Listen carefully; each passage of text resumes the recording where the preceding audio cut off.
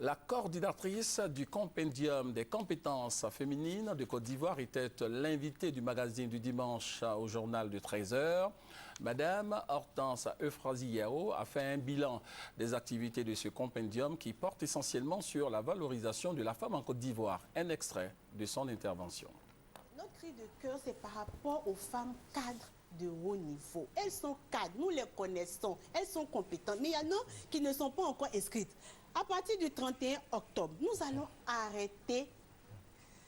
Elles vont s'inscrire, hein. Elles seront dans la base de données. Très bien. Mais nous allons arrêter pour traiter les données. Si une femme s'inscrit le 2 novembre, on ne pourra pas la prendre. Pourquoi?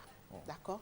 Très bien, donc elles continuent de s'inscrire, mais nous n'allons pas les prendre dans l'annuaire édition 2012.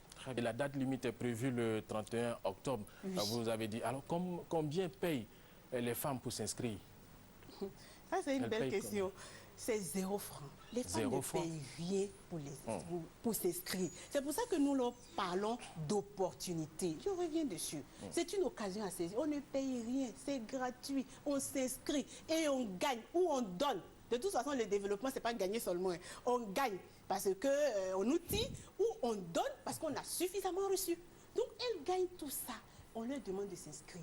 Nos partenaires au développement, d'accompagner ce programme qui est un véritable programme de progrès pour la Côte d'Ivoire. Ce que nous faisons, ce n'est pas pour mettre les femmes à un niveau, mais c'est pour que les femmes puissent donner leur expérience pour que la Côte d'Ivoire puisse aller de l'avant. Et nous disons aussi aux hommes qui sont venus nous accompagner dans ce que nous faisons, nous leur disons merci. Il y a des hommes qui sont venus inscrire leurs femmes, simplement pour que ça soit une surprise qu'elles soient inscrites, nous leur disons merci. Aux jeunes qui se plaignent, nous leur disons que les femmes, les jeunes filles, ce sont leurs amis, ce sont leurs fiancés. Nous faisons cela pour réduire les inégalités de genre. Et aux entreprises, la dernière chose, qu'ils valident nos données pour qu'on puisse faire ce vaste mouvement de réseautage des femmes. C'est important pour le développement de la Côte d'Ivoire.